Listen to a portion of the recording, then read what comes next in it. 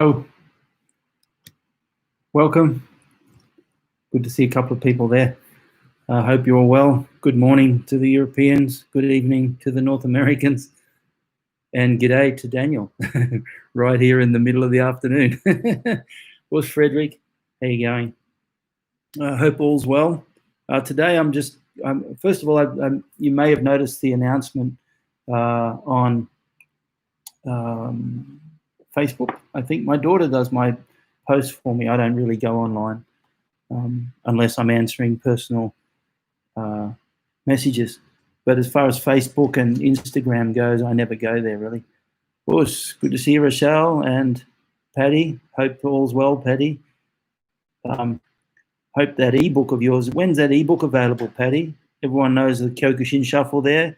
Patty's done some great interviews with people, and he's got an ebook coming out. I don't even know what it's about. I think you've taken the content of the questions you ask people and put it in an ebook, which is a great idea. Us, Marco, and Claudio, and Tigre. Us, how you going? So anyway, the book progress, really good, really happy. The printer, even as I talk, maybe they've sent it or maybe they haven't, but I'm expecting to receive the mock-up samples in the next week or so, hopefully by this time next week. The book is a week or so away. Good on you. There you go, the ebook. That's from Patty there, so that's going to be great. Looking forward to that. Yeah, still figuring out the various currencies. Look, it's not a real drama. Right now you can go online actually and order with PayPal. The problem with PayPal is they charge me an awful lot when it's converted, and then they charge again when I convert the US dollars into Aussie dollars. So you end up paying a conversion fee when your currency goes to US dollars, unless it's already US dollars, and then I pay, and then they take a commission, and then they charge a premium for the exchange rate. But this is why I'm looking to use TransferWise for currencies that it's able to be used in, because TransferWise, there's 6 currencies. There's Sing dollars, US dollars, New Zealand dollars, euros, Great British pounds, and I think Canadian dollars perhaps. But they've got those 6 currencies. I may have it written down here. We've got the 6 currencies, and you can transfer in your country to my TransferWise bank account in your country. So you have 0 problems with the exchange rate. I have 0 problems with the exchange rate. The commission is much better. And then when I repatriate the coin from my, say, New Zealand account into Australian account, they only charge the cross rate. So the rate that the bank would get the funds for. I'm just shuffling through papers here to see if I can find those different currencies that it's used in. So when I repatriate the funds, I don't get charged a premium. So all around, it's just like much, much better. But at the end of the day, right now, if you really need to, and there's no need because the book is still a few weeks away, so don't rush to go and order. But if you do order, first of all, you need to know that it's 100% safe, that I'm receiving your orders and I'm working on responding to everyone. And if you want to pay direct, especially from New Zealand, Tigray, the best way is through TransferWise. Us, Paul, good to see you. TransferWise really is a fantastic medium for international funds. In fact, right now I'm working with my organization, the Seoul Kyokushin organization, to possibly use TransferWise as a form of funds, because, you know, you send funds to Japan for gradings and so on, and you get hit up by the bank rate. But if you have TransferWise, you don't have to worry about that. You simply go to your TransferWise account online into the app, and then that immediately sends the funds to the Hombu's TransferWise online account, and your funds are transferred at the absolute cheapest rate. So it's very, very good for that. So if you want to do it direct, I can give you my bank accounts. But from New Zealand, the best way is to do it into the TransferWise account. So, I mean, I'm being a bit long-winded about this, but let me just show you. I'm just going to copy my link. TransferWise is fantastic. I think they're really, really quite amazing. Us, Brad, good to see you. My good buddy Brad Hansen there. You see, he lives in America now, so it's probably 2 o'clock in the morning where he is. I don't know, but I'm just going to send you a link. If I can, I'll just get this link and I'll send it off quickly, and I'll put the link right here for you. And if you use that link, there's a double benefit. The double benefit is that because I invited you, I get a minimal commission. But also what it does is it allows you to transfer the equivalent of about $1,000 Australian in TransferWise for free. So that's a really, I think I'm going to try this link, knowing me.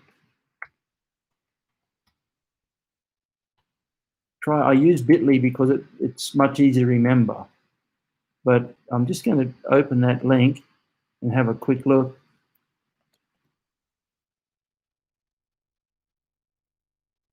Yep, that works. So there's your link for, and it's really simple. It's free to open. It doesn't cost anything to open a TransferWise account. And you just treat it like your own account. They have accounts in so many languages. I mean, so many currencies. In fact, I'll open up my TransferWise. So this is my TransferWise app that I'm using. And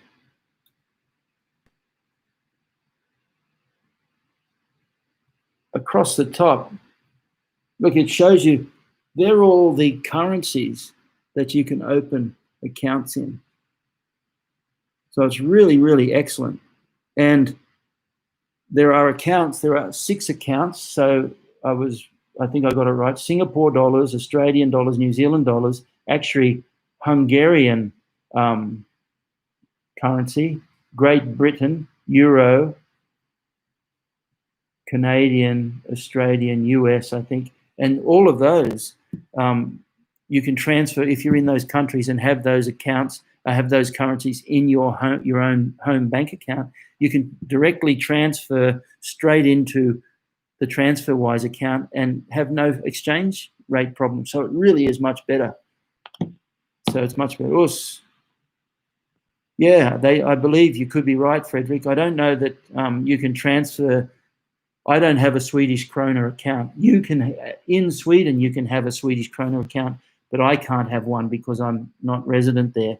So if you want to send funds from your Swedish krona TransferWise account into my Australian dollar ones, you can do that, and you would, like I said, you attract the lowest possible exchange rate available on the internet. That's the bank cross rate, which is what the banks get it at, and then they normally add their premium of whether it's 0.5% or 1% or so on, you know. So if you have your TransferWise account, it's the best way to go for purchasing the book. There's no doubt about it. Urs Clarence from South Africa, good to see you. I even believe they've got TransferWise. I had a look to see if they had an account in,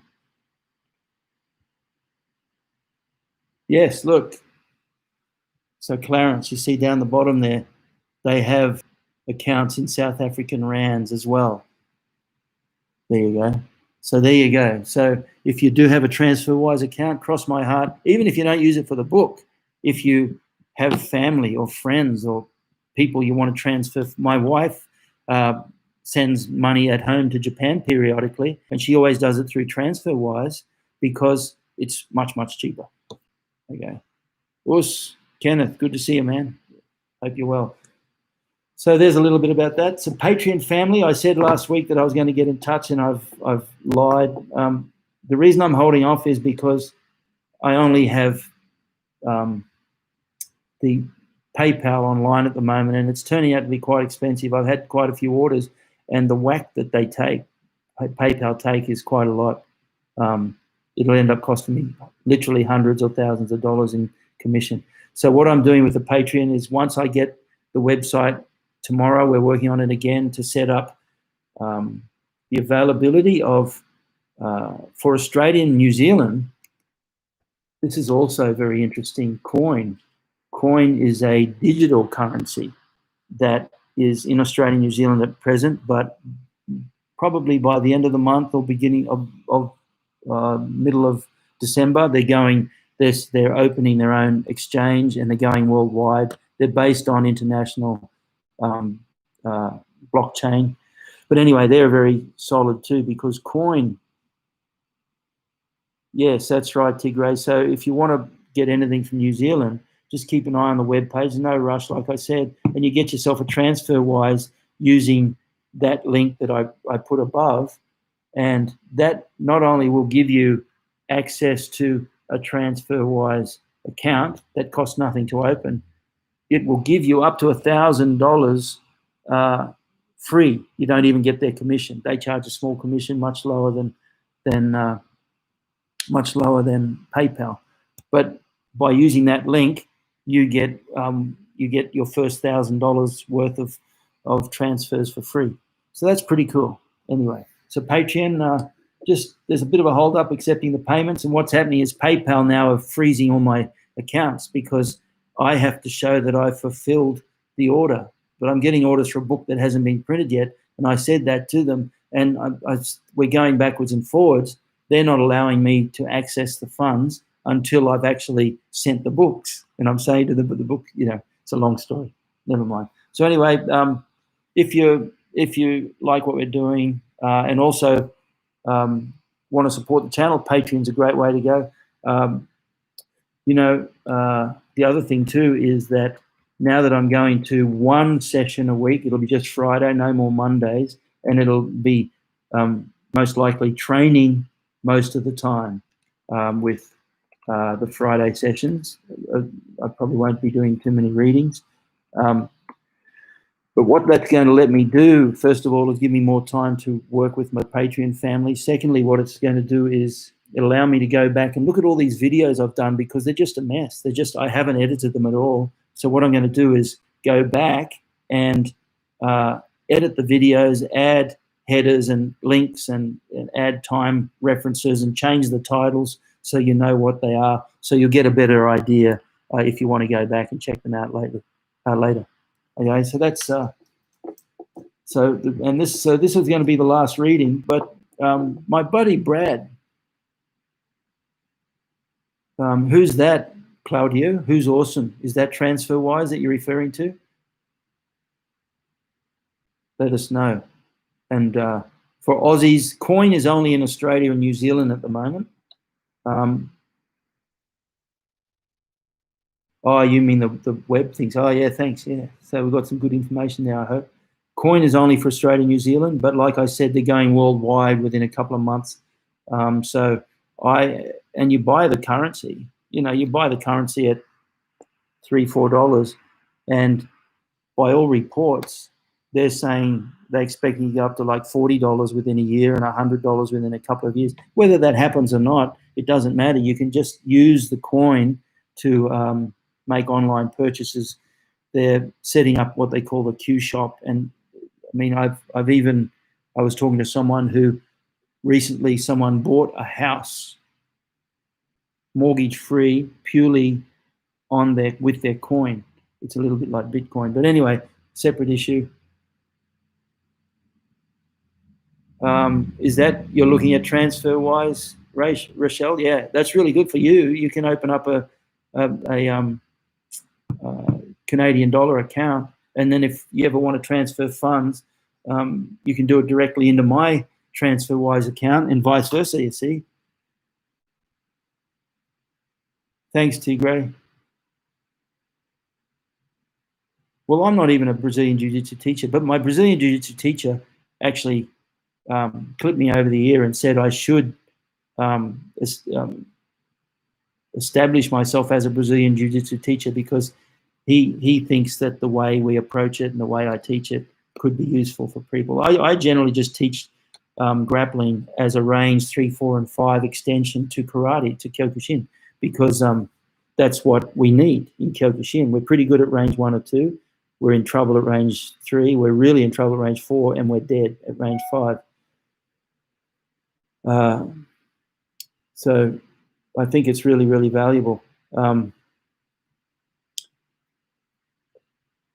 But whether I want to set, I'm not even a black belt in BJJ. I'm a brown belt in BJJ. So that, there's, my town has hundreds and hundreds, and I mean BJJ's all over the world. So there are a lot of instructors already. So anyway, look, I mentioned Brad Hansen there again. Brad's a really good buddy. We go back probably at least 45 years because I knew Brad from when we were teenagers. Brad's a Kyokushin fighter in his day. He's a firearms instructor in Ohio, in America at the moment. But he was one of the top competitors, lightweight competitors. And Brad mentioned to me the other day, we were having a chat. And if you see this, that's my iPad. And you see the image in the background. And Brad asked me a question about that. He said, "Is that the last smile?" Well, that's an image of the yoga teacher that I've referenced countless times in my book.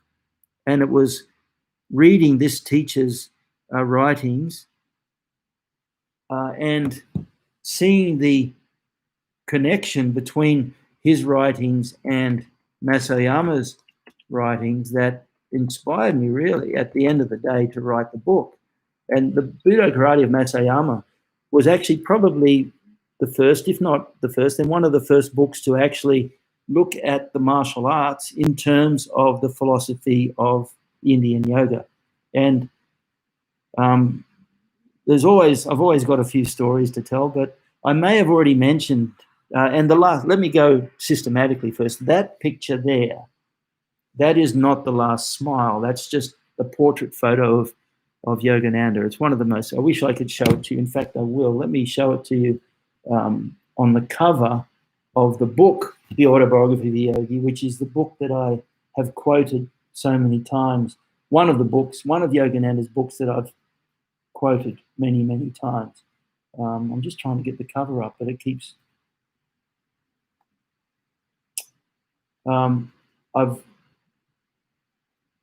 Yogananda's writings are really quite profound. He wrote a book. It won't let me display the cover. I'll see if I can show you it. It'll let me display it very briefly. Let me go here. That's the cover. So you see that picture of Yogananda. But that Autobiography of Yogi, I mean, it was written in 1946, and to this day, it still appears in the New York Times bestseller list from time to time. It's hands down one of the most valuable descriptions of yoga ever. It's very original because it was written in 46, well ahead of pretty well every other book ever written on yoga. And when the founder of Apple, what was his name? What was the founder of Apple's name? Steve Jobs. Yeah, when Steve Jobs passed away, on his iPad, he only had one book on his Kindle, and that was The Autobiography of Yogi. Now, at the turn of the millennium, 20 years ago, the New York Times listed The Autobiography of Yogi as one of the 100 most important and influential spiritual books of the 20th century. And when Steve Jobs' funeral was over, everybody who went to his funeral got a little package. And when you opened the package, all there was a paperback version of The Autobiography of Yogi. Really, really profound book. So interesting. And it really had a big effect on me because in 1980, I was heading over to New York to train with Kishi, Nobuyuki Shihan. I was going to stay there for the better part of a year. I was in America for about 10 months, a little bit over 10 months. But on my way through to it in LA, from Australia, go via LA to New York. And in LA, I stopped by and I checked out some of Yogananda's sights. And I was so affected by that. I got to New York, trained with Kishi Shihan for 2 weeks, lived in at his dojo for 2 weeks. And then I just turned around, went to LA, and I just absorbed myself in the yoga for that year. And, you know, another really amazing thing is in Los Angeles, there's a place called the Lake Shrine. I feel like I may have said this, but it's worth repeating. The Lake Shrine is a world peace memorial where the ashes of Mahatma Gandhi are.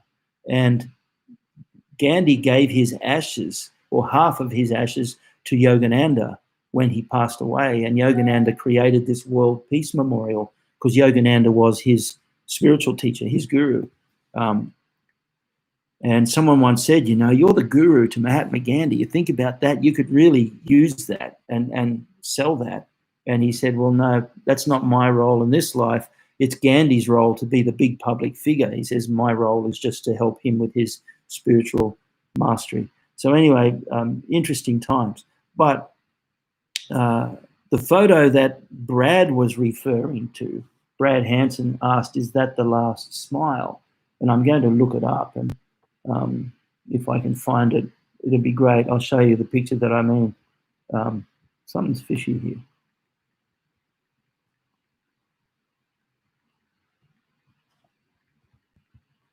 And the last smile is a very famous photograph. I'll see if I can blow it up for you. And the story behind this photo is that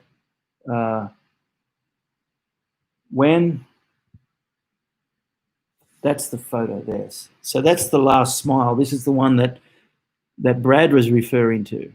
And this is a famous photo because this was at a reception in Los Angeles for the ambassador to England. Oh, Smack, good to see you. For the ambassador to England from India. His name was Binay Sen, I believe. But there was a public gathering for him, a reception for him, and Yogananda was invited along. And for my Canadian friends, look, all the way from Montreal, I've had this for years, my favorite tea mug. And when Yogananda was getting ready to go to that function, he'd written all these books. And by the way, he's written books which haven't been published yet. He died in 52. And he's written books, and he designated when he wanted those books to be released. And there's still a couple of them haven't been released yet. It's quite amazing. Stories about him are quite amazing. He wrote a book. He's a Hindu yogi teacher, right? But he wrote a book on the 4 Gospels, the Christian Gospels. And the Professor Emeritus of Religion from Oxford University said it was the most significant contribution to the Christian religion in the last 1,000 years. His interpretation of Scripture is second to none. And I say that without a shadow of doubt. There is no one in any religion anywhere that has ever interpreted the deeper meaning of religion and Scripture compared to Yogananda. And what it does is, the problem with Scripture is that when you have people who don't understand interpret it, it puts people off. I mean, the world is going secular, and it's not because Christian religion has nothing to offer. It's because the idiots out there who represent it don't exactly impress it. You know, if you are going to dedicate yourself to a spiritual path which supposedly will give you mastery over your spirit and attach you to God, so to speak, and the idiots out there who are representing it don't even have their own life together, well, of course you're going to be cynical. And this is why I think it's really valuable to find the teachings of someone like Yogananda. And he wrote the Autobiography of Yogi, which is the famous book.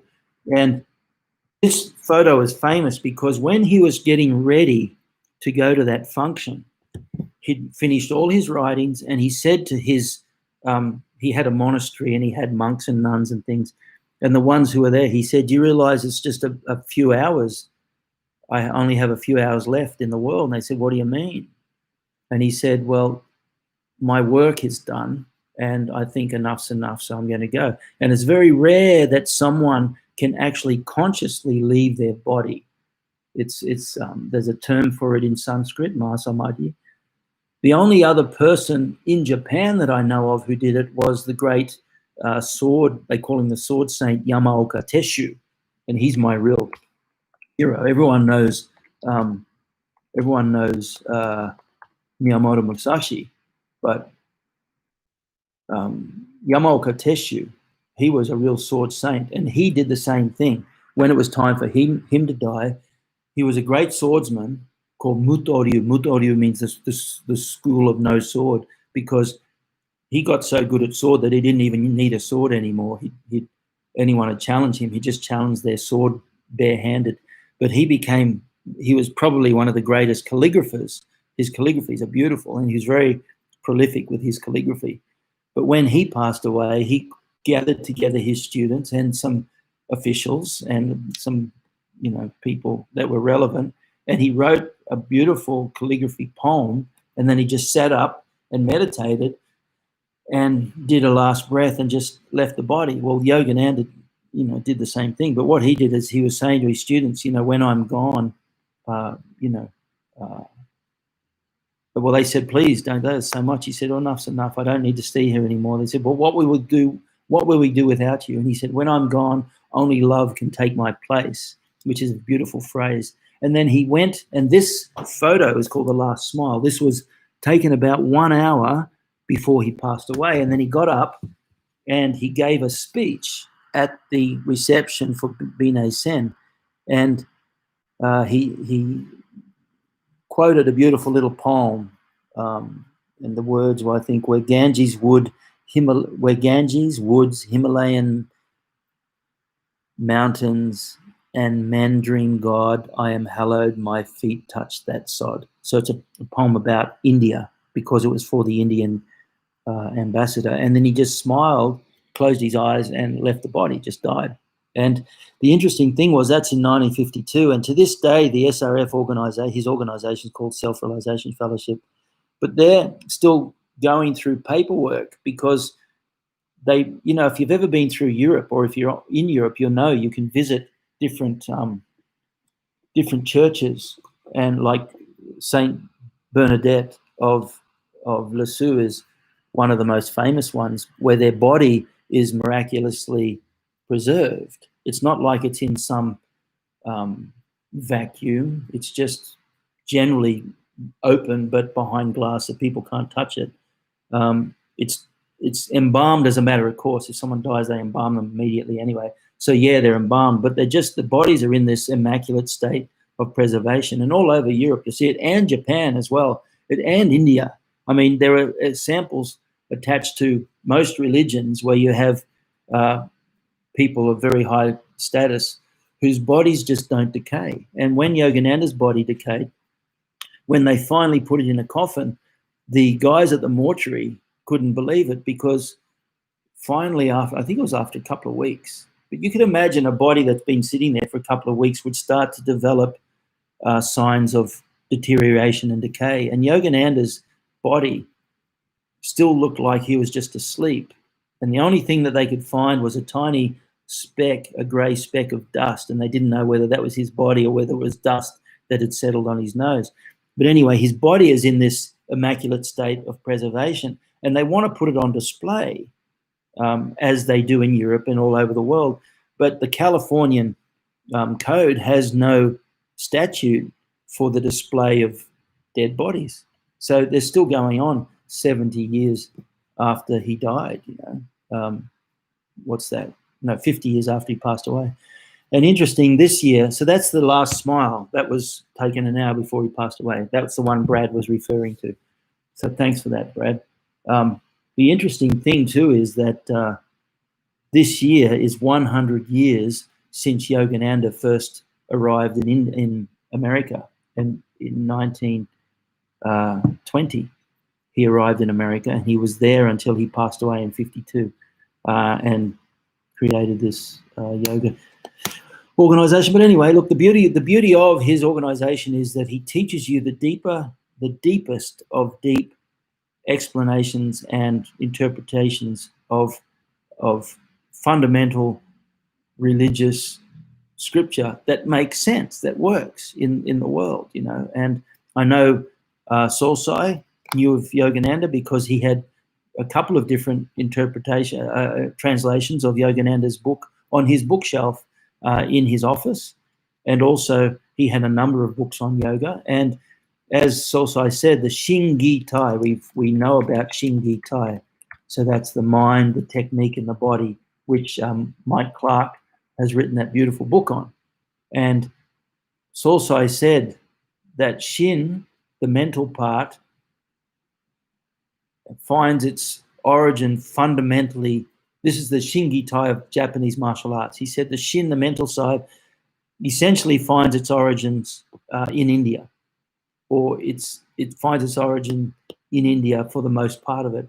The Gi, the technique side, finds its origins in China, and the Tai, the physical preparation side, finds its origins in Japan, specifically the lower body. And I was just listening to a Wayne Hinchin's interview with Paddy the other day. That's a great interview. Wayne's a real legend. What a guy. He was around in my era, just maybe a year or two after me. But he was talking about training at Hombu and so on, and training with these Japanese guys. And even Paddy was talking about it when he was fighting over there in the championships, kicking these Japanese guys in the legs. And the legs are so powerful. And in all Japanese martial arts, conditioning of the legs is everything. And that's what Solsai meant when he said the Shingi Tai, the physical part finds of karate, essentially finds its origin in Japan, because it centers around that whole idea of strengthening the lower body above all else. And it makes really good sense. Urs, Francie, thanks for coming. So anyway, about 20 years ago, I can't remember, I think it was about probably 20 years, maybe even 30 years ago now. Could have been 30, 20. I went to India and I was doing, I was wrestling. I went over to India, found an traditional Indian mud wrestling, mud pit wrestling, traditional. When I say mud, it's just dirt. And I said to the old guru, the old wrestling master, why is it that when people wrestle in the dirt, they don't get infections from the dirt when they get cut and fingernail scratches and so on? And what they do is they put a couple of herbs in it. So they take the leaves of the neem tree, which is very interesting, and another herb, and they crush the leaves and they mix those leaves in the soil, and it essentially turns the soil antiseptic. Very interesting. And the reason they wrestle in the mud is because they've been doing it for hundreds, if not longer, hundreds of years before wrestling mats and so on were invented. So what they do is they'll have a big pit, and it was quite a big size, probably 100 square meters, I'd say at least, which is it's about 10,000 square feet of mud.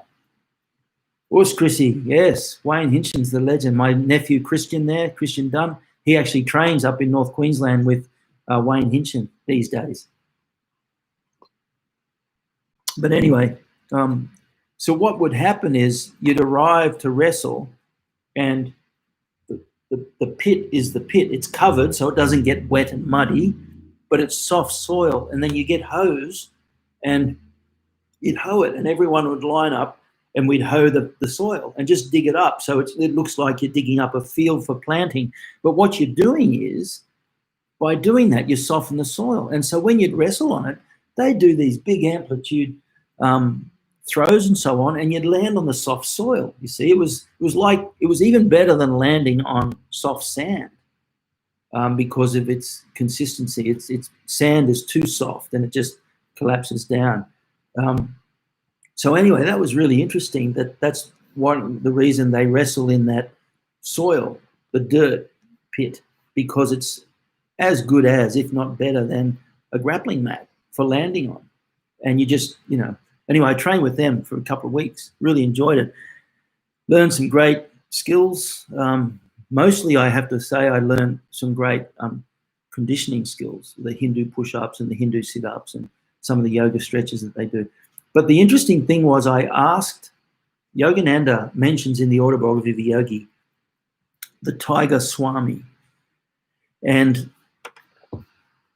I asked the old wrestling guru, had he heard of the Tiger Swami? He couldn't speak English. He was speaking Bengali, and I was speaking to him through an interpreter. And he's going, the Tiger Swami. And then I realized that the Tiger Swami is just an Indian English translation. So he was known as Sohong. His name was Sohong Swami. And I said, oh, no, Sohong. And he goes, oh, Sohong Swami, Sohong. And he knew. And he said, you're talking about like 120 years ago. This Sohong Swami used to fight Bengal tigers and like legitimately fight tigers. And he said, the old guru said, oh, Sohong Swami. He said he never saw him, but his father would go and watch him because this was in Kolkata. And Tiger Swami was from near Kolkata, so he used to do a lot of his tiger fights around that area. And the wrestling guru's father used to go and watch this guy barehandedly fight Bengal tigers. It's freaky. But anyway, I thought for the reading today, there's a whole chapter in the Autobiography of Yogi called the Tiger Swami. And I love it because I've quoted it numerous times. I'm always referring to it when I teach karate, but it's just really, really interesting. So I'm going to read that for a little bit. Whether I go through the whole chapter, I'll see. Okay, chapter 6. This is chapter 6 of the online version of the Autobiography of Yogi. I've bought so many copies of the Autobiography of Yogi because you give to people, you never get it back. So rather than give it to someone and lend it and hope they get it back, I just ended up buying copies of the Autobiography, a dozen at a time, and I just give it to people now instead. Okay, the Tiger Swami. I have discovered the Tiger Swami's address. Let us visit him tomorrow. This welcome suggestion came from Chandi, one of my high school friends.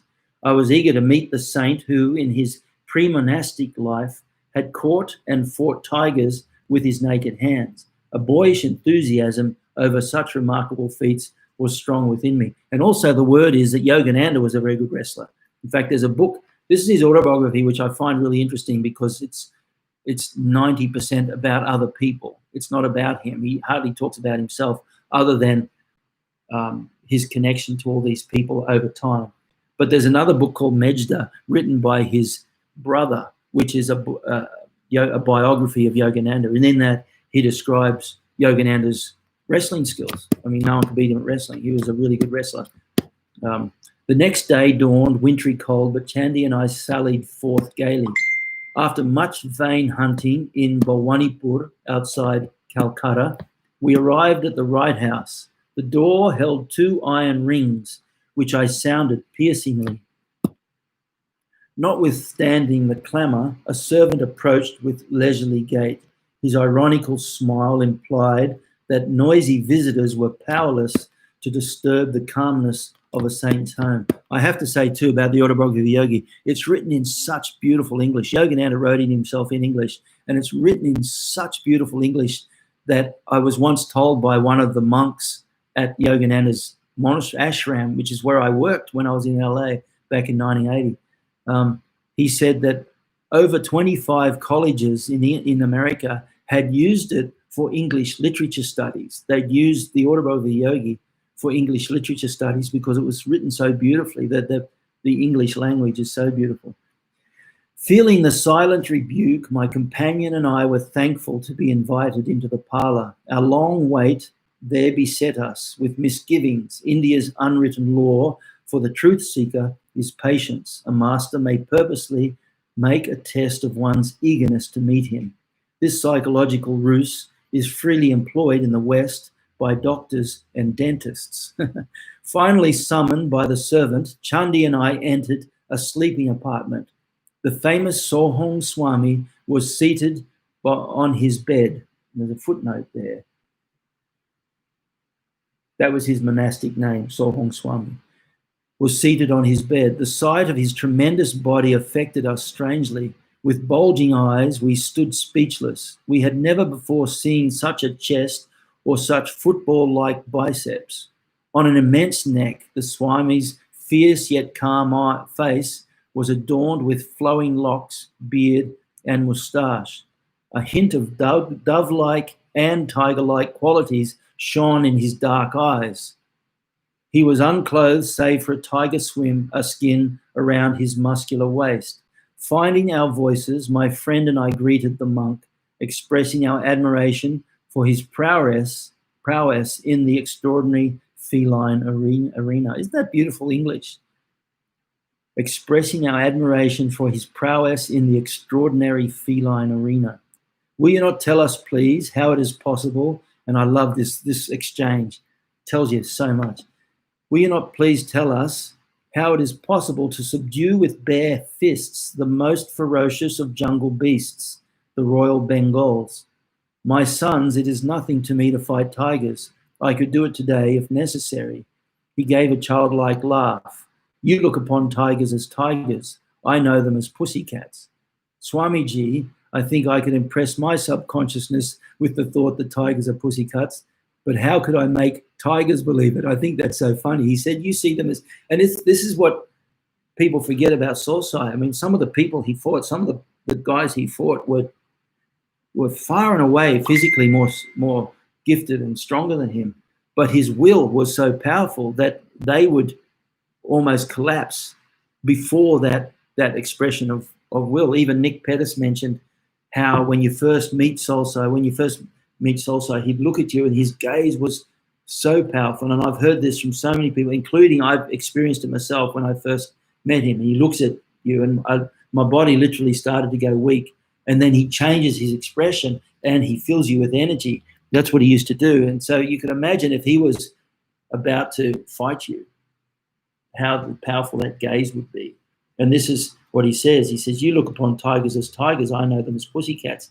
But Yogananda says, I think I can impress upon my subconsciousness with the thought that tigers are pussycats, but could I make the tiger believe it? I think that's so funny. He said, of course, strength is also necessary. One may not expect victory from a baby who imagines a tiger to be a pussycat. Powerful hands are my sufficient weapon. And I think that's really interesting. A powerful grip. Solsai used to say all the time that a powerful grip was so important. And this is why Makiwara training is so important. Powerful hands are my sufficient weapon. He asked us to follow him to the patio where he struck the edge of a wall. A brick crashed to the floor.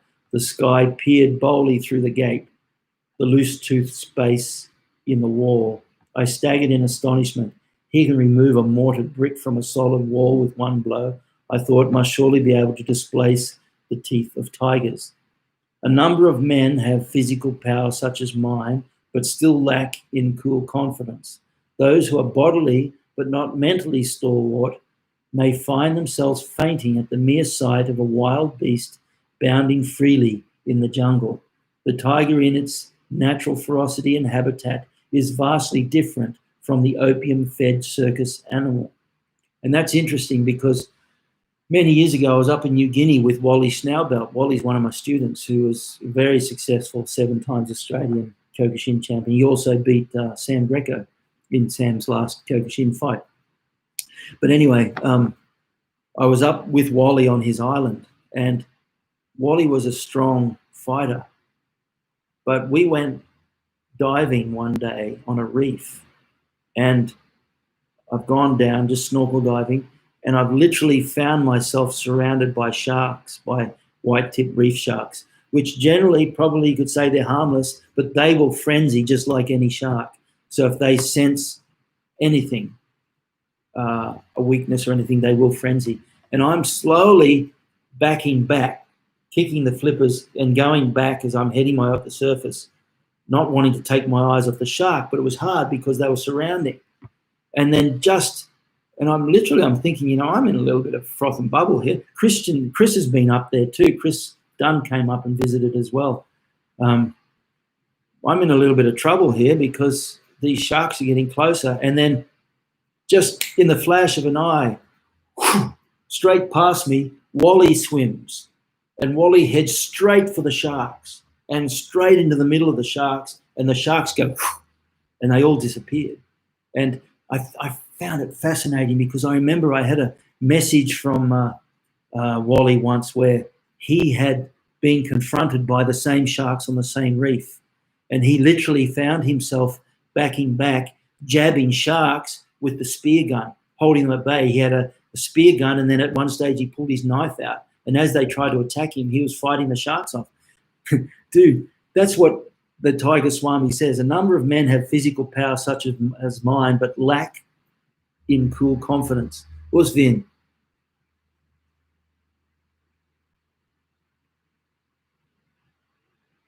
Yeah, well, there you go. Vin, for those who don't know Vin's from India. And there you go. He shared a picture on Facebook from my friend's estate last week. A large male tiger. Man, those Bengal tigers were monstrous. Those who are bodily but not mentally stalwart may find themselves fainting at the mere sight of a wild beast bounding freely in the jungle. And I can attest to that because I'm pretty good with snakes. We've had snakes over the years come in the house. I remember in my old house with the kids, we had 3 snakes. 1 was deadly poison. 2 were not poisonous, but big enough that they could constrict.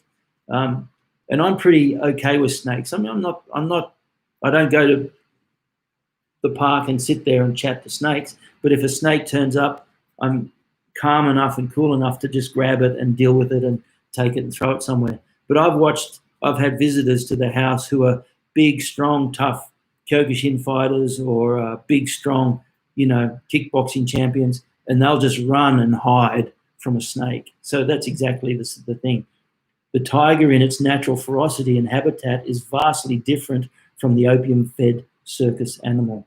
Many a man with Herculean strength has nonetheless been terrorized into abject helplessness before the onslaught of a royal Bengal.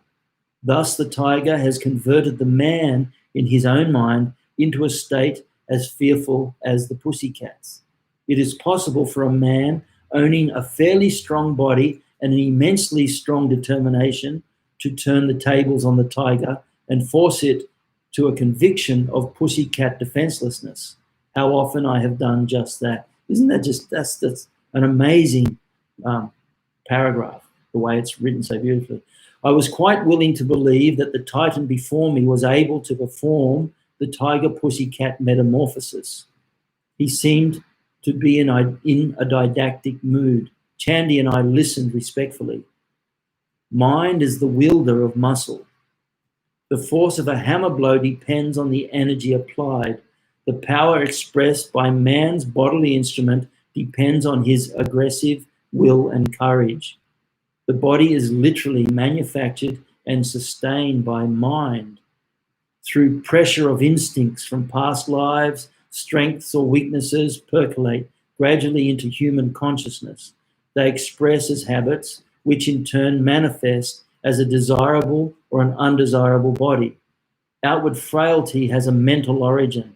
In a vicious circle, the habit-bound body thwarts the mind. Us Sharan. Us, good to see you. Thanks for coming along. Isn't that just beautiful language? I mean, through pressure of instincts from past lives, strengths or weaknesses percolate gradually into human consciousness. Yogananda says that when you die, the sum total of your thoughts, right down to the finest detail, manifests and lodges itself in your astral anatomy, if you like, your astral being, which is the soul, right? And that's what is transported into your next life. And when you're reborn in a body that is in 100% accord with those mental thoughts and habits that you have. So if you have the habit of sickliness, or if you have the habit of fear, then you're reborn with those habits again. But if you have the habit of a robust health, and if you have the habit of courage and fearlessness, you're born into a situation where those manifest as well. I think that's so powerful, and it's really important. And this is what ultimately I think it means to be a warrior. When Walt Whitman says that the object, in his poem, As I Pondered in Silence, he says, don't you know that all the poems of all the poets that ever lived are about one thing, and that is the making of warriors and the theme of war.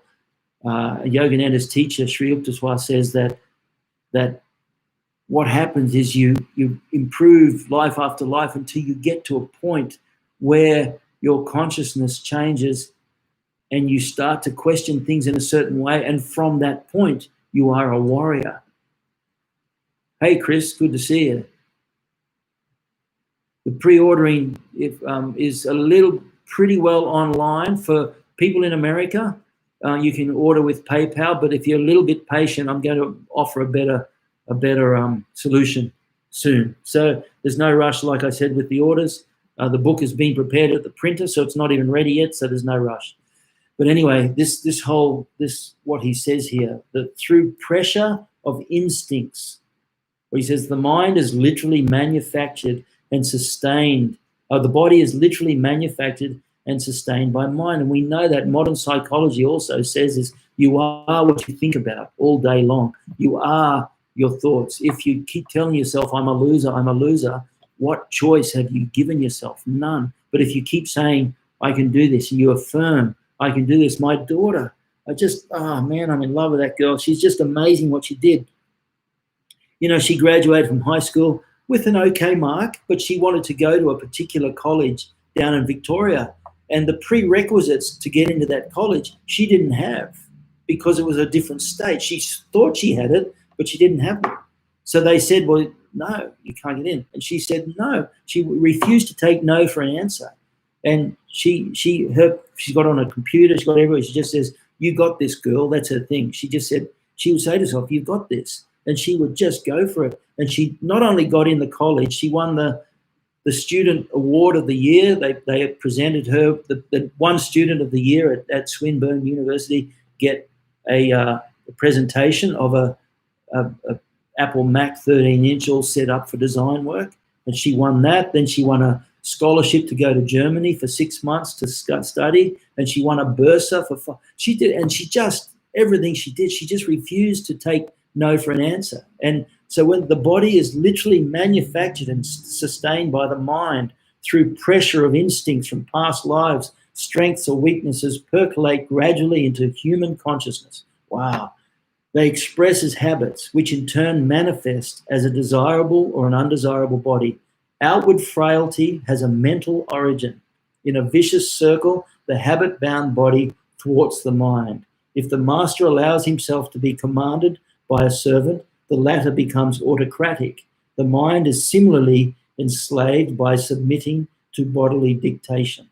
And that's the whole frame of developing good habits right there in that one paragraph, that the mind has to control the body. And like the Tiger Swami says, mind is the wielder of muscles. The force of a hammer blow depends on the amount of mental stimulation behind it. Oh, it's really, and Sharon, it's interesting. I have a good friend who is regarded as one of the top mathematicians in the world. He's probably in the top dozen, maybe in the top 6 mathematicians in the world.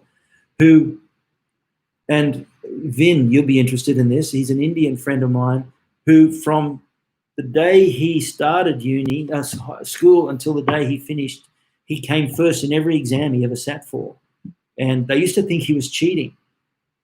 But what he would do is, and because he'd sit in lectures and he wouldn't even take notice. But he explained to me that, Where's Kev? Good to see you. Thanks for coming along.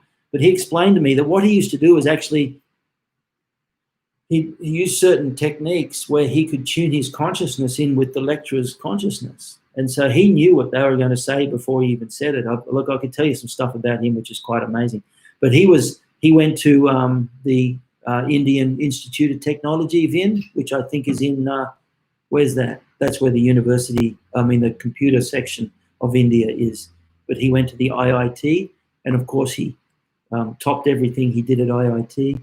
And here's the amazing thing. He did his thesis, his PhD thesis in mechanical engineering. And at that time, in his field of science, there were what they called knot points, K-N-O-T.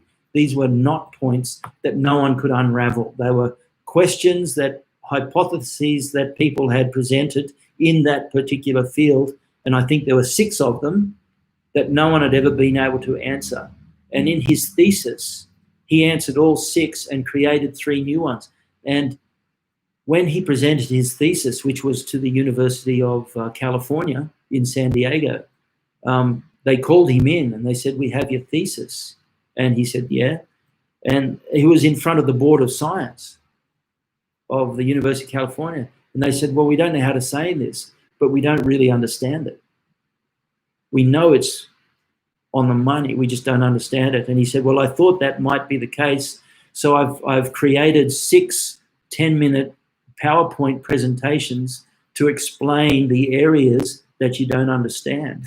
This is this is what sort of scientist he is. And most tenured scientists, maybe they have to prove their worth to universities, so they might produce maybe 1 patent a year, or he comes up with 6 or 7 patents a year. His technology that he individually created, if you like, is in every mobile phone in the world and in every airplane in the world. And it has a lot to do with the deterioration over time of componentry in high-level things. But anyway, he said that he'd heard about Yogananda in India. And as a scientist, he was incredibly skeptical. And this is just in relation to Sharan's comment, beautiful intersection of science and philosophy. He was a real skeptic because he's in India, and in India, it's full of the stories of the gurus and the yogis and all this sort of thing. And there's a lot of charlatans involved. What he heard about the Autobiography of Yogi. And so he read it, and he said, I have to admit, he said that he read the Autobiography of Yogi with the view of proving it to be just another fake story by half-baked Indian yogis. And he said he read it and he could not fault anything in it. Because there's a whole chapter in, I think, chapter 26, where Yogananda uses Einsteinian science to explain, for example, how someone can appear in 2 places at once, how you turn water to wine, all these things that we, in the West, we call miracles. And miracles are generally things that we can't explain. But he says actually that if they happen, they have to have a scientific explanation. So the problem is they're not a miracle, so we can't explain it. He just says that science just hasn't caught up yet. But if it actually manifests itself in the world as we know it, there has to be a scientific explanation. It's just that science hasn't got there yet. And when you think about it, that's the case. You think back science, before the concept of blood flow and Galileo and Copernicus's theory of the sun as the center of the solar system. At that point, I mean, they put him in house arrest because it was an affront to the church. The church, of course, said that God and man were the center of everything. So therefore, the universe as we know it rotated around the earth. But he said, well, no, I don't think that's right. Well, now we know, we understand, we can see the movement of the moon, and our consciousness is much clearer. We understand the seasons and the nature of the revolutions of the earth around the sun. So it just makes so much more sense. But then no one understood it.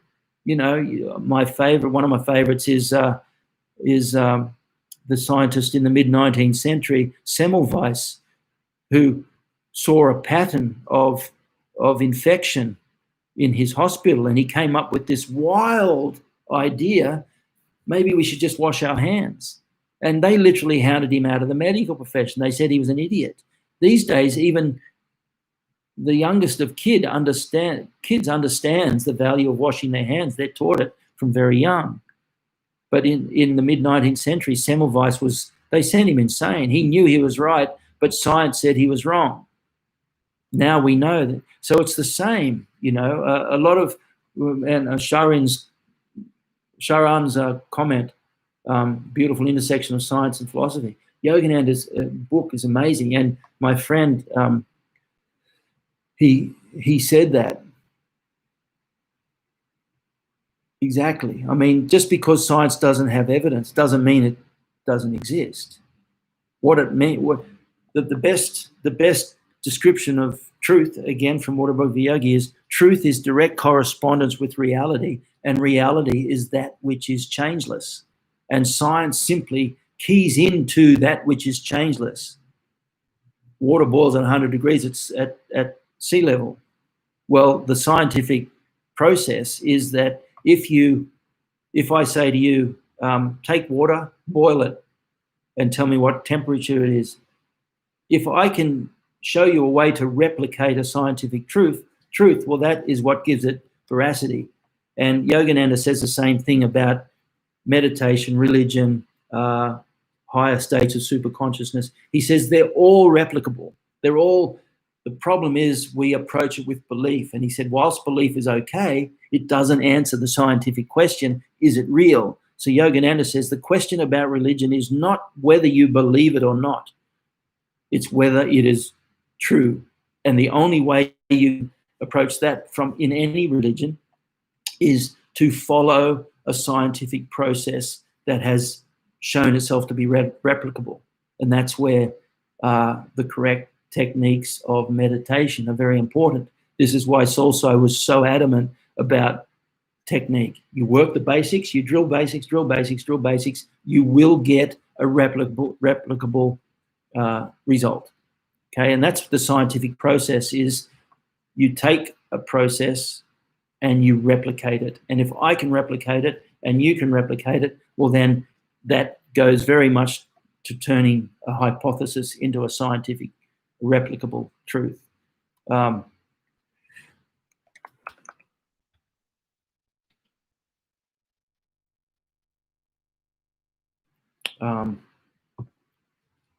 Give me one sec. But I think, and Yogananda did an awful lot of that, where he used science. He used science to explain how someone could be raised from the dead, how someone could be in two places at once, how someone could turn water into wine, that sort of thing, which we all think is just bogus hogwash. And the world has become very, very secular. And along with that, the problems are quite significant. But anyway, by reading, and you read the Autobiography of Yogi, and Kartik, my friend, that's Marco, you asked his name, Kartik Aryur, that's his name. Very profound. He's a lecturer at Purdue University in America. But anyway, he read the Autobiography of Yogi as a 100% skeptic, 100% aimed at showing it to be bogus. And he read it, he said, cover to cover numerous times, could not fault it one little bit from a scientific viewpoint.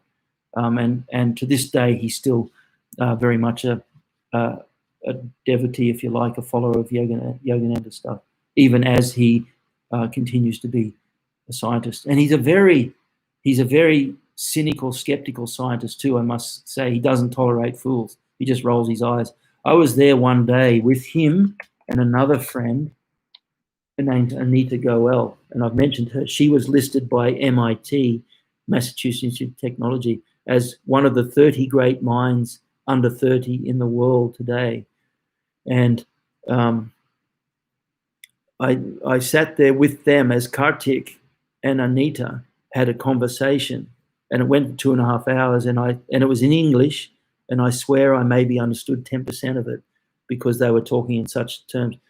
Anita was she was a physicist, and she became interested in the physics of energy movement in the body. And she realized she'd graduated with her PhD from MIT.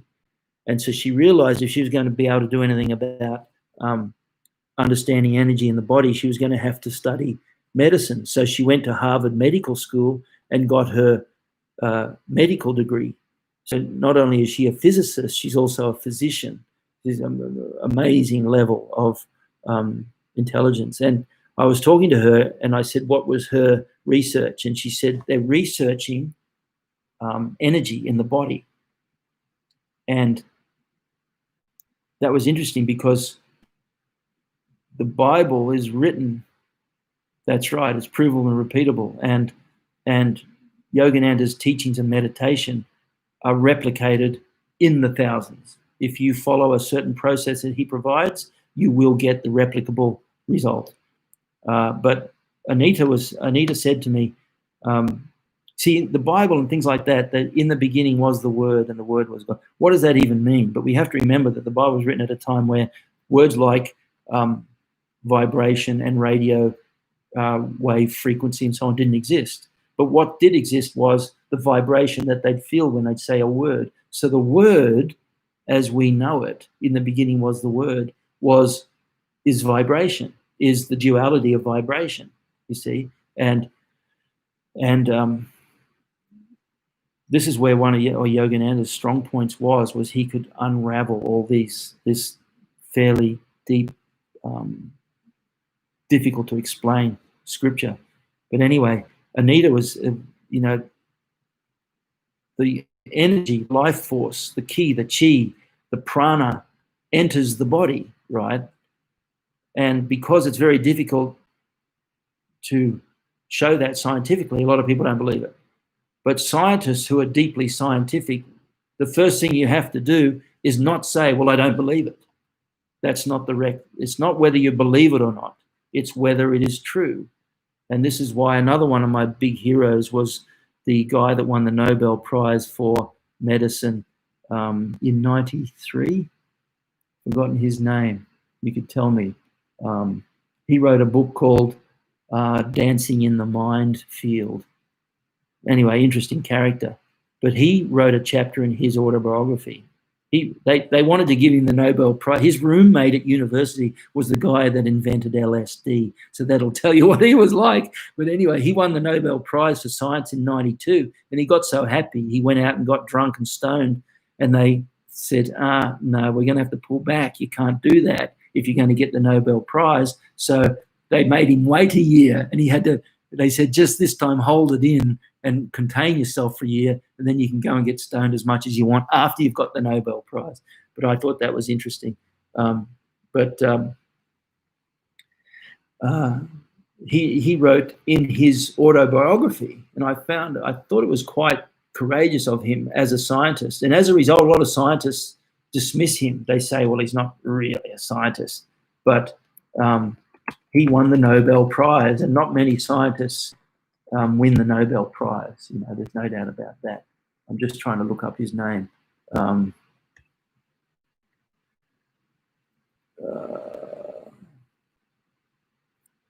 are we?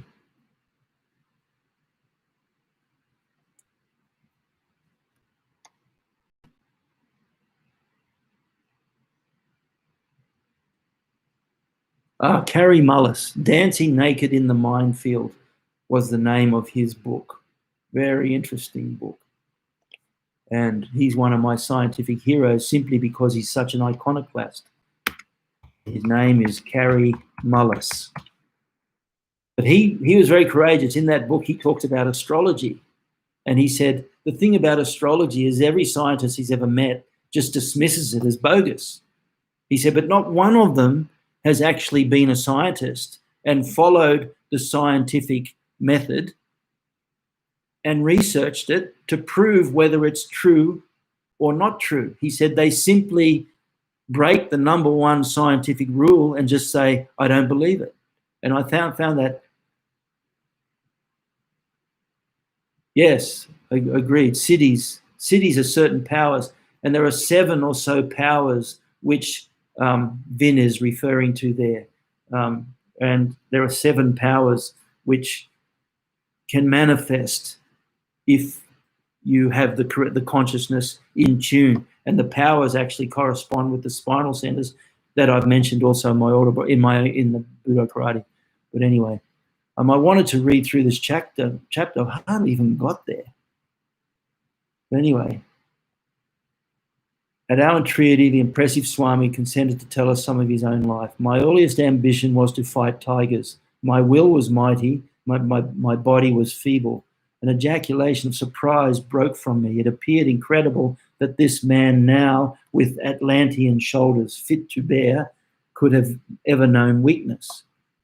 It was by indomitable, it's a hard word to say, indomitable persistency in thoughts of health and strength that I overcame my handicap. I have every reason to extol the compelling mental vigor which I found to be the real subduer of Royal Bengal tigers.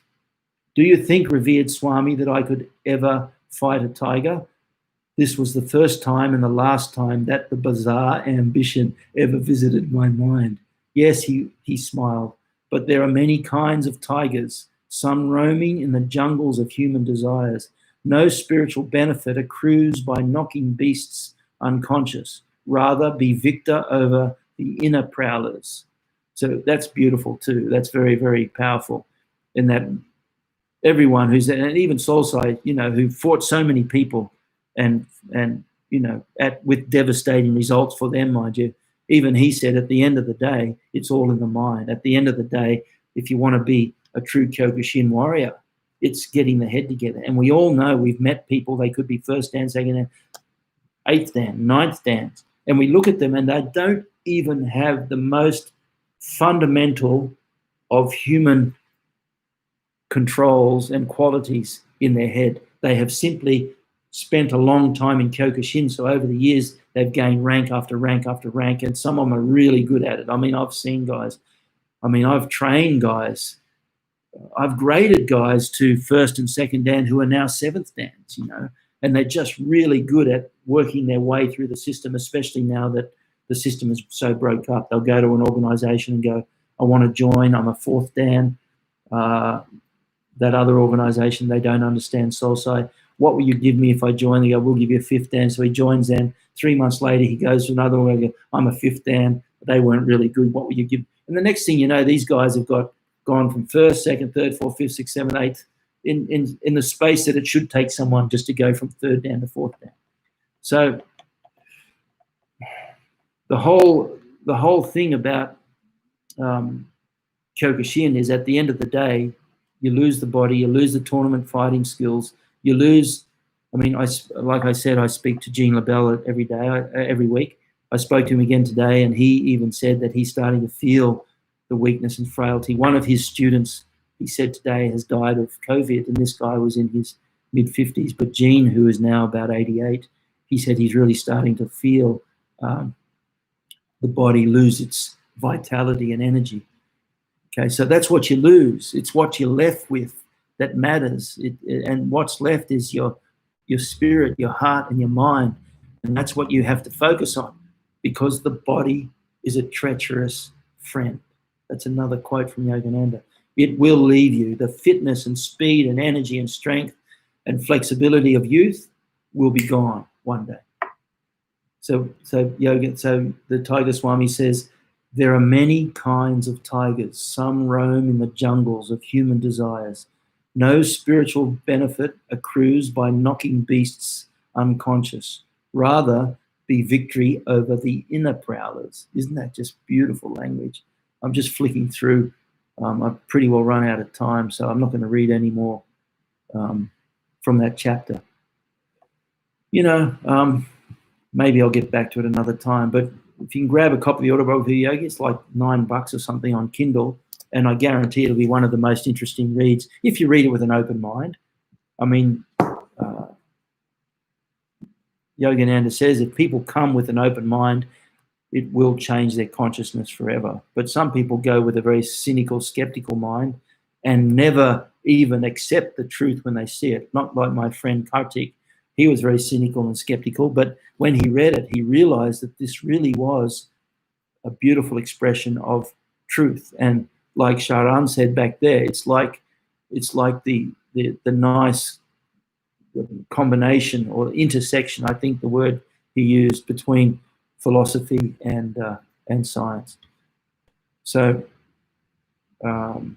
Vin speaks of siddhis. There's another book which is called the Yoga Sutras of Patanjali, which is one of the great books of history. When anthropologists and philosophers and everything talk about man's consciousness, it's very Eurocentric. No one ever likes to admit that the Indians were doing stuff before the West. But, they've now shown that probably 65% of all European languages are based on Sanskrit language.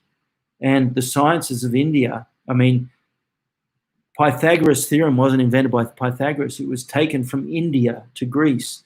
Before Alexander the Great went to India, the mathematics in Europe was probably the level of grade 2 in primary school.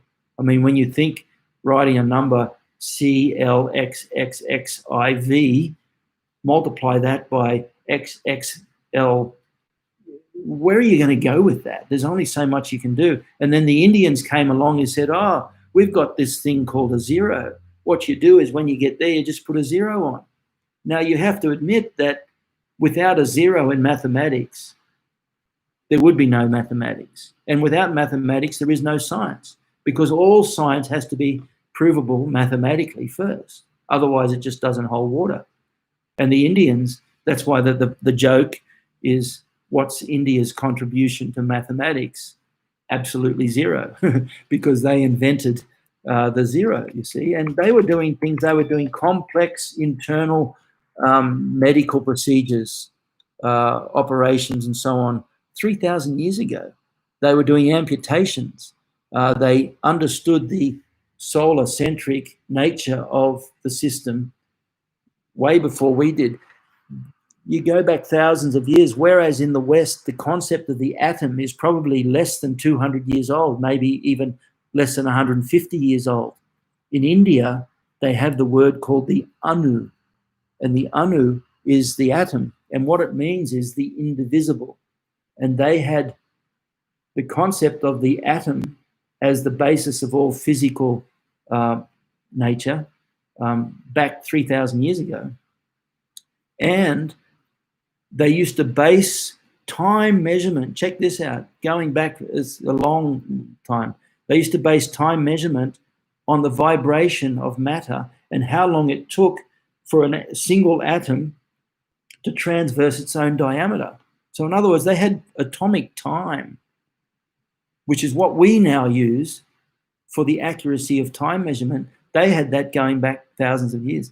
I mean, the oldest, you know, they talk about Mesopotamia and these places in Europe being the earliest civilizations, but there's now anthropological proof to show that all the trade routes all the way through to ancient Europe everything was done in Indian measurements, which means that was the center of things, you know. It's just really, really.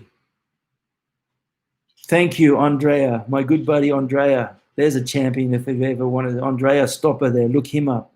Yes, Andrea. See, I wouldn't have been able to do this chapter about science if I didn't have my beard. It wouldn't have given me the same authority. You're funny.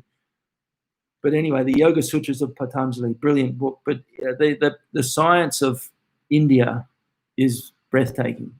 And it's well, and at one stage there, I remember reading where one scientist had said, if the universities of the world don't have an expert in the Indian research of that particular scientific area, then they're not complete, because the sciences of India go back way beyond the West. It's just that because the world has become Eurocentric, and because the research has become Eurocentric, and because India went through the last few hundred years where it's seen as a dust bowl of poverty, we don't recognize. Another thing too, you know, Marconi is recognized. Marconi is recognized as the, who knows Marconi and what he's famous for? Anyone heard of Marconi? As you know, and I'm sure someone's going to type it, Marconi was the inventor of the radio. But here's the clincher. Even before he had invented the radio, there was a problem. He couldn't make it work. Then he heard about Jagadas Chandra Bose. J.C. Bose was a professor. Exactly. He wasn't actually a professor. Tigray. He's recognized as a professor, but before he had perfected his wireless radio, He couldn't make it work. And then he heard about a wireless radio system at the University of Calcutta in Calcutta, run by J.C. Bose. Now, J.C. Bose was amazing what he did. His scientific inventions, he invented like he invented a thing called a creasograph, I think it is, I could be wrong, which was like the early version of a microscope. And this would increase microscopically to the point where you could almost, see the contents within a single cell. But anyway, this is over 100 years ago. But J.C. Bose had a working wireless radio at the University of Calcutta before Marconi. Marconi heard about it, wrote to Bose, and requested the information. And Bose sent back all his papers. Marconi saw the problem that he was having and took it and patented it. And he became recognized as the father of the wireless radio, when in actual fact, Bose had it before him. And if it wasn't for Bose, Marconi wouldn't have got it. Bose believed that all his inventions, and there were just so many of them. Yeah, no worries, Stig. I hope you can use it more accurately. But anyway, Bose invented so many things. He annoyed a lot of people because he wasn't just a physicist. He crossed over into botany and he crossed over into all these different fields and was inventive in all of them. But he never patented any of his inventions because he believed that all his inventions were simply gifts for all mankind. But of course, then you had other people.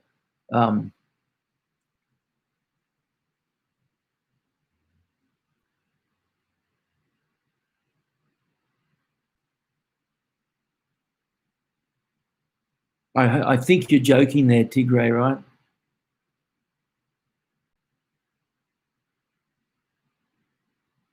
Because the Sydney Opera House wasn't built until about 1964 or 65, and Marconi was well and truly dead before that. But anyway, so I'd love to keep reading this, but I'm just going to wind it up there. Fascinating book, and that chapter 6, which I've quoted that book numerous times in my book, The Autobiography of Yogi. Go back, check out the links. I'll see if I can find a good a link for that book. You can get it. You can get hard copy versions, paperback versions, of course. But you can also get, here we go. You can also get the ebook version for next to nothing, and I'm just, even as we're chatting away, I'm just going to find the links for you. You go to Amazon and you'll be able to download the Autobiography of Yogi. Here's another one called The Second Coming of Christ, which is that's in Kindle as well, $14.99, and it's the best money you'll ever spend. If you even are half interested in a deeper, more scientific understanding of Scripture, then that Second Coming of Christ is a beauty. It's this thick though, and the other one is the Bhagavad Gita, Yogananda's scientific spiritual interpretation of the Bhagavad Gita, is by all standards second to none in its interpretation. So anyway, you can get the Autobiography. I'm just going to, here we go. I'll see if that link will allow me to give that to you. So anyway, Shari and yours, thank you again, guys. Even Tesla was well and truly beyond the Sydney Opera House, unless there was an older opera house. Yes, it is. I mentioned the Autobiography and all those books that I mentioned from Yogananda, I've mentioned them as suggested reading in my book. That's true. I just think it's so fascinating in that, from a scientific viewpoint, the worst thing a scientist can do is dismiss religion as bogus, hocus pocus. without actually having taken the time to research it through the scientific process. And Yogananda said something very interesting. He said he was talking to a very famous Hollywood producer who was renowned for his debauchery. He was drinking, smoking, sleeping with everyone in Hollywood. And Yogananda said to him, "You can keep doing all that if you want." He said, "What do you mean?" He said, because Yogananda was talking to him, he said, "I just want you to test what I'm saying." He said, "Don't take my word for it." He says, "Do what I suggest for 1 year, every day.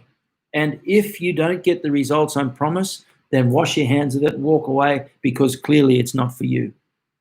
And this guy said, "You mean I can keep drinking?" He said, "Yep." He said, "You mean I can keep smoking?" He says, "Yep." He says, "You mean I can keep sleeping with all those girls?" He said, "Yep."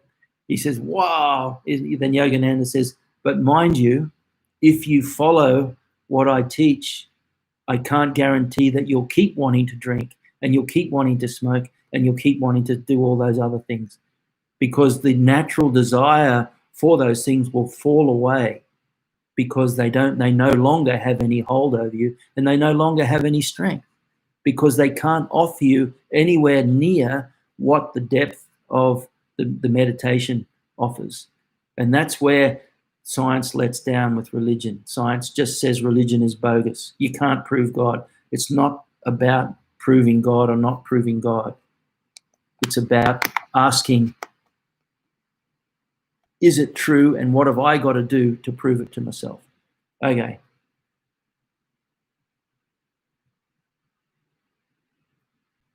Yes, indeed. I mean, the world as we know it now, even as we're in this room, there's probably 150 radio stations and TV stations that I can just simply tune into if I'm right here.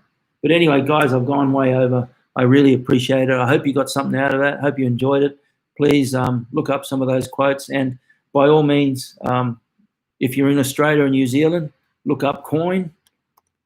Costs nothing. Buy some coin, and you can use that, and the price is steadily going up. The other thing too, Kevin, thanks for popping in. Appreciate it very much. Also, if you do any international transfers, please look at TransferWise. And if you use the link that I give you, not only do I get a little bit of joy, but also you will get the first $1,000 transfer for free. Thanks, guys. Look forward to seeing you next week. Remember, nothing on Monday. Maybe I will, I don't know, but I'm going to use that time now to start to get my videos organized so it makes more sense. You don't just go in and get lost. Thank you very much. Appreciate all your presence, and thank you for coming. Us, everyone. Thank you. See ya.